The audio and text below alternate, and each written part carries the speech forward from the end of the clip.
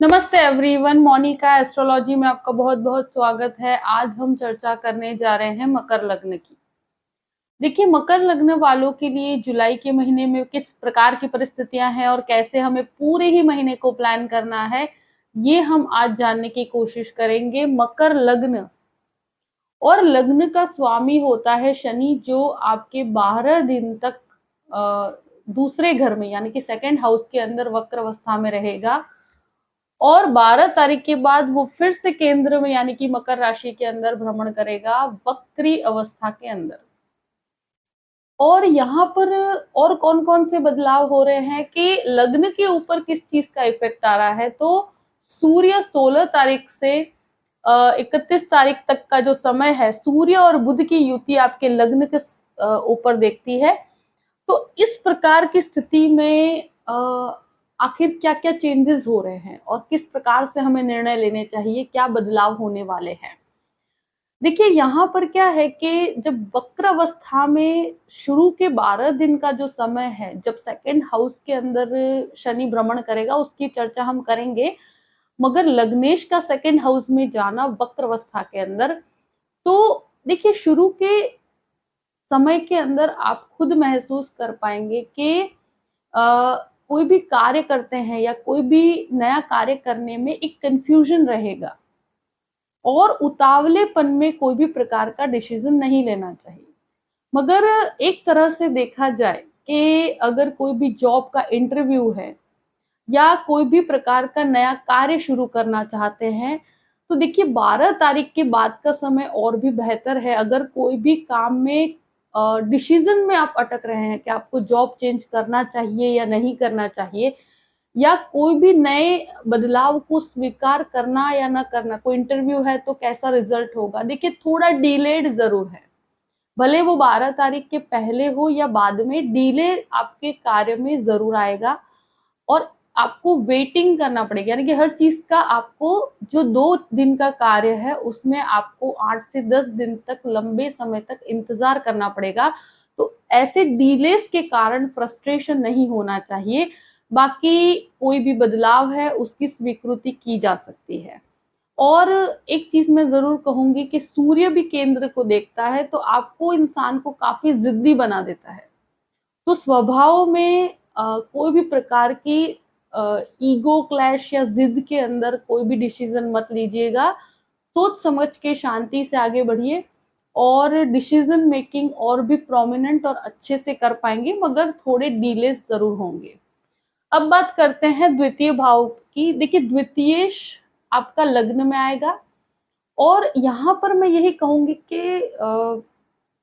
एक ही चीज में मुख्य रूप से, कि कोई भी फैमिली मैटर है, वहां पर वाणी खराब हो सकती है। वाणी को संयम में रख के चलिएगा। ये पूरे ही महीने 12 तारीख के पहले भी और उसके बाद में भी संभल के रहना पड़ेगा।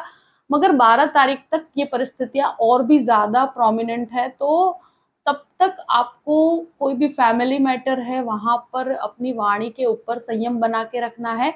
इन्वेस्टमेंट्स एक तरह से कहे तो 12 तारीख के बाद करे तो ज्यादा अच्छा है।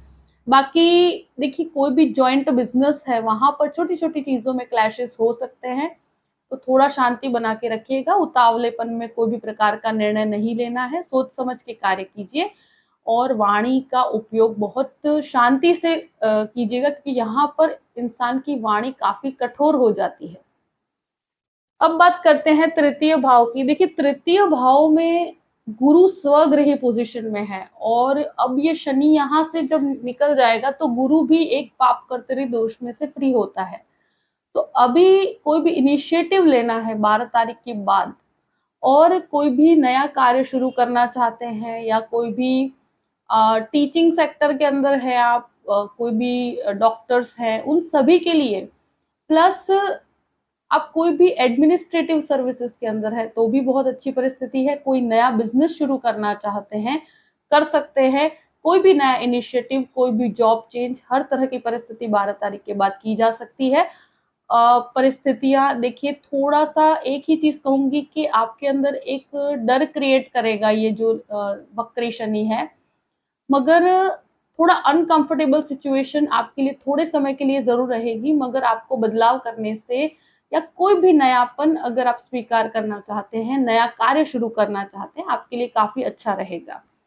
चतुर्थ भाव की बात करते हैं। चतुर्थ स्थान में मंगल राहु की युति बनती है। देखिए यहाँ पर क्या होता है, माता के साथ आपके संबंधों में खटास आती है। यहाँ सबसे ज्यादा आपको यही चीज का ध्यान रखना है कि मदर के साथ रिलेशनशिप खराब हो सकती है, वो किसी भी रीजन से हो। और दूसरी चीज ये है कि उनके स्वास्थ्य का भी आपको बहुत ध्यान रखना है इस पूरे ही महीने। दूसरी चीज मैं ये कहूंगी कि आप कोई भी प्रॉपर्टी का मैटर है उसको सॉल्व करने की इच्छा अगर रखते हैं तो ये महीना एक तरह से मंगल काफी स्ट्रॉन्ग पोजीशन में है, मगर राहु के साथ होने के कारण जो भी कार्य होगा डिस्प्यूट होकर होगा, मतलब इजीली कुछ भी सॉल्व नहीं होगा। प्रॉपर्टी से आपको लाभ होगा 100%, मगर उसमें मुझे छोटे मोटे डिस्प्यूट्स दिखते हैं। 12 तारीख तक की परिस्थितियां और भी प्रोमिनेंट है, उसके बाद चीजों में ऑटोमेटिकली बदलाव आएगा और निर्णय की स्थिति आएगी। पर ये मंगल राहु एक बार तो आपके लिए शुरू के 12 दिन आपको थोड़ा संभलने की जरूरत है। मन में बहुत ज्यादा फ्रस्ट्रेशन रहेगा क्योंकि ये मन के ऊपर मंगल राहु की युति बनती है, तो मन के अंदर बहुत सारे अग्रेसिव थॉट्स आते हैं, यानी कि इंसान को बहुत रिबेलियस, हर चीज का विरोध करने की एक इच्छा होती है। तो यहाँ पर कोई भी चीज को वो सहन नहीं करता, तो यहाँ आपको थोड़ा सा शांति बना के रखना है और उतावलापन नहीं दिखाना है। बाकी प्रॉपर्टी मैटर के अंदर कोई भी डिसीजन लेना चाहते हैं ले सकते हैं, क्योंकि स्वग्रही मंगल है, बहुत अच्छी अवस्था है ये। पर डिस्प्यूट के साथ हो तो थोड़ा शांति से कोई भी चीज को सॉल्व करने की कोशिश कीजिए।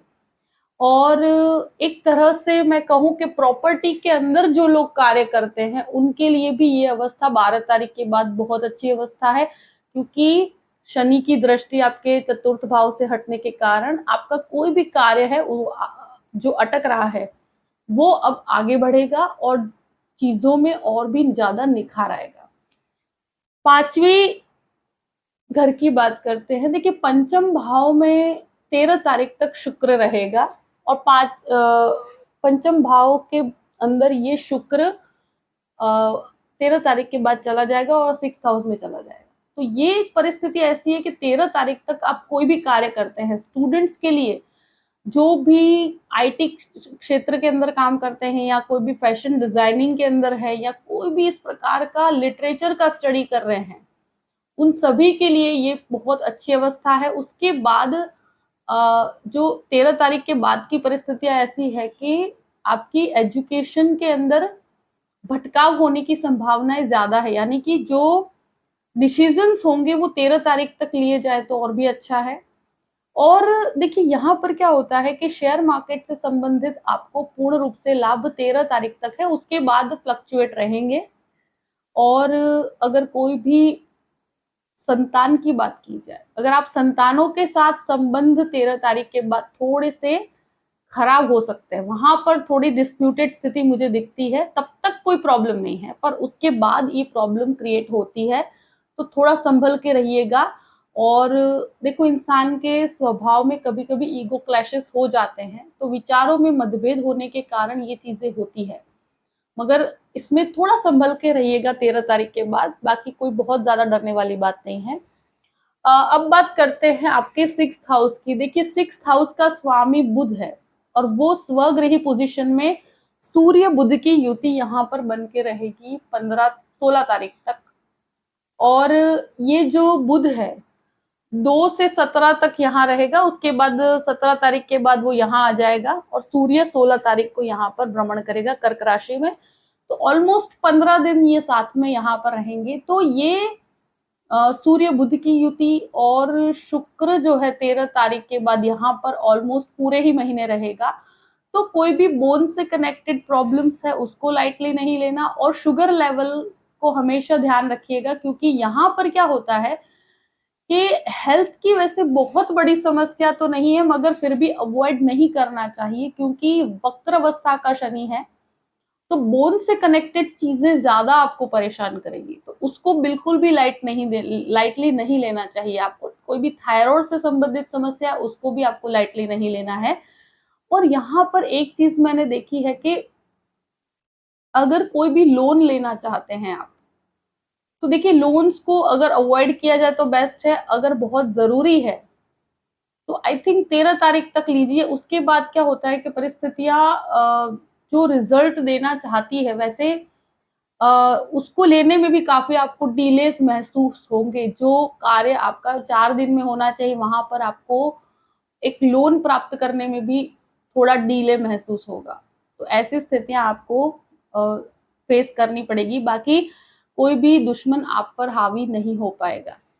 अब बात करते हैं आपके 7th हाउस की। देखिए 7वें घर में सबसे पहली चीज के 16 तारीख के बाद सूर्य यहाँ पर और बुध यहाँ पर एंटर होने वाला है। शनि की एक दृष्टि उस पर पड़ रही है और गुरु की एक दृष्टि आपके 7वें घर पे पड़ रही है और मंगल की भी दृष्टि पड़ रही है। तो 7वां घर बहुत ज्यादा एक्टिवेट हो गया है। यहाँ पर बिजनेस पार्टनरशिप देखिए 16 तारीख के बाद पार्टनरशिप में बहुत संभल के रहना पड़ेगा आपको। 16 से 31 तारीख के समय की बात कर रही हूँ। यहाँ पर गृहस्थ जीवन में ऑलरेडी जो आप हैं, तो यहाँ पर क्या होता है कि डिस्प्यूटेड स्थिति मुझे दिखती है 16 से 31 तारीख तक। अगर कोई भी आपका डाइवोर्स का केस भी चल रहा है तो यहाँ पर क्या होता है कि सॉल्यूशंस तो निकल पाएंगे, मगर डिलेज वहां पर भी है। उसके साथ साथ ये मंगल आपको बहुत अग्रेशन देता है संबंधों में पत्नी के साथ, और ऑलरेडी जो रिलेशनशिप में है और संबंध अच्छे हैं तो भी 16 से 31 के बीच में बहुत शांति बना के रखिएगा। ये समय में बहुत ज्यादा डिस्प्यूटेड स्थिति क्रिएट हो सकती है, तो थोड़ा शांति बना के रखना है, क्योंकि सूर्य काफी अग्नि पैदा करता है संबंधों में। उसके साथ साथ शनि की दृष्टि के कारण और मंगल की भी बहुत नीचस्थ दृष्टि है, तो कोई भी नई पार्टनरशिप इस समय में नहीं करनी चाहिए। 16 से 31 तक नहीं करनी चाहिए। और देखिए कोई नया कार्य करने में प्रॉब्लम नहीं है। हाँ, मेडिसिन का कोई काम करते हैं, कर सकते हैं, वहां पर आपके लिए बहुत बेहतर स्थिति कहूंगी मैं, क्योंकि यहाँ नीचस्थ मंगल की दृष्टि आपको उस क्षेत्र में काफी अच्छा लाभ देती है। और जो भी डॉक्टर्स हैं, नर्सिस हैं, या जो भी इस प्रकार का मेडिसिन का बिजनेस करते हैं, तो उन लोगों के लिए बहुत एक्सेलेंट परिस्थिति मैं कहूंगी। और जो भी एचआर संबंधित कार्य करते हैं उनके लिए भी ये परिस्थिति काफी अच्छा है।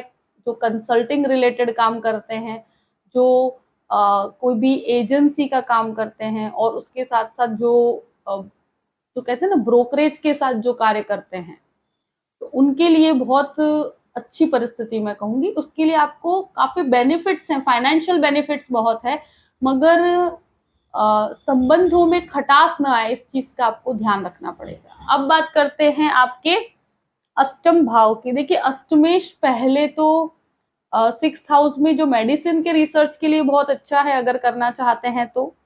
फिर 7वें घर के अंदर है, तो यहाँ पर खुद से द्वादश भाव में है, और रिसर्च में कभी कभी इंसान का फोकस नहीं होने देता। फॉरेन के कार्य में जो आप जिस प्रकार से आपका कार्य फास्ट होना चाहिए वहां पर धीमापन महसूस करेंगे आप।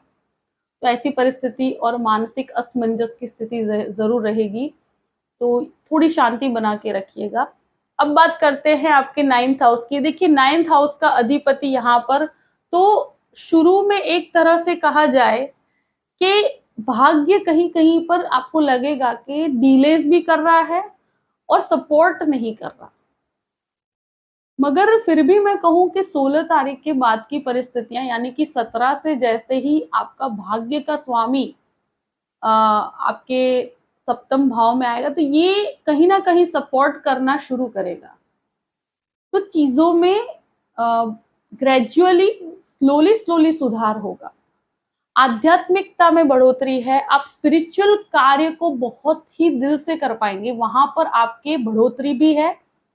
और कोई भी प्रकार का एजुकेशन लेना चाहते हैं, और स्पेशली लॉ फील्ड, यानी कि जो कायदे की पढ़ाई होती है, वहां पर अगर आप जाना चाहते हैं तो ये वहां पर मास्टर्स तक आप कर सकते हैं, जज की एग्जाम्स दे रहे हैं तो वहां पर परिस्थितियां बहुत अच्छी है।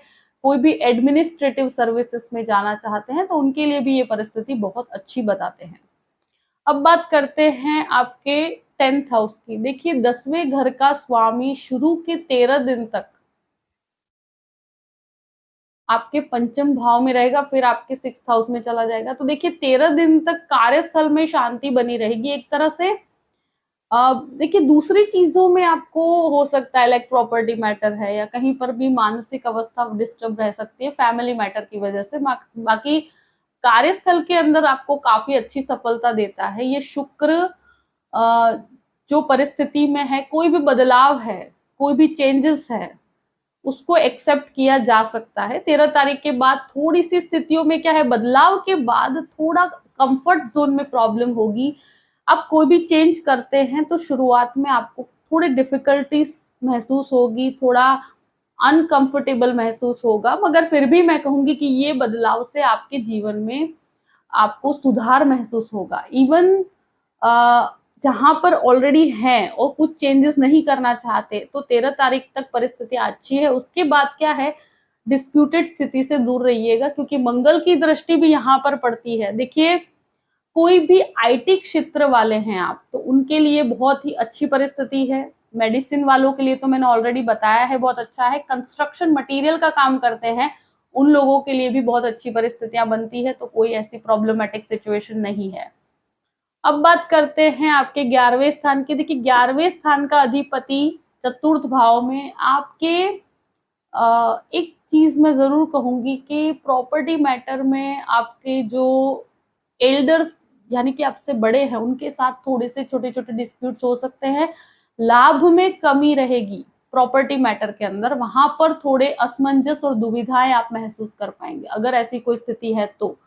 बाकी ये आपको लाभ की दृष्टि से देखा जाए तो यहां से एक ऐसी स्थिति बनती है कि जहां पर मंगल काफी स्ट्रॉन्ग पोजीशन में है तो आपको कोई नुकसान की स्थिति नहीं है, पर मानसिक असमंजस देकर जाता है।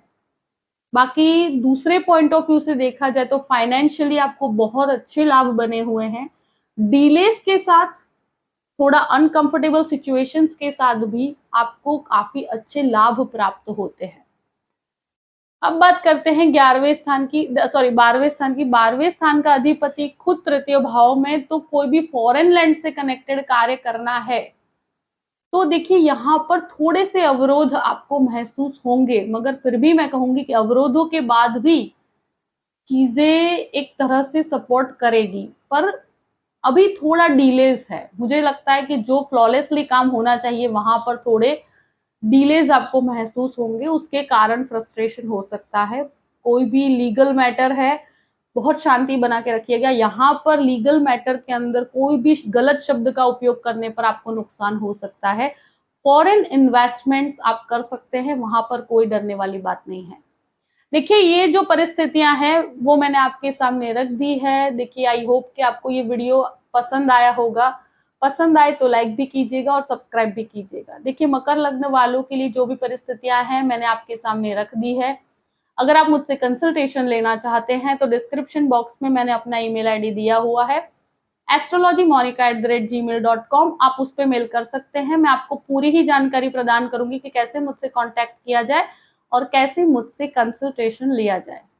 परिस्थितियों को ध्यान में रखते हुए अपने जीवन के अंदर सही निर्णय को लीजिए और हमेशा खुश रहिए। Thank you so much. जय श्री कृष्ण।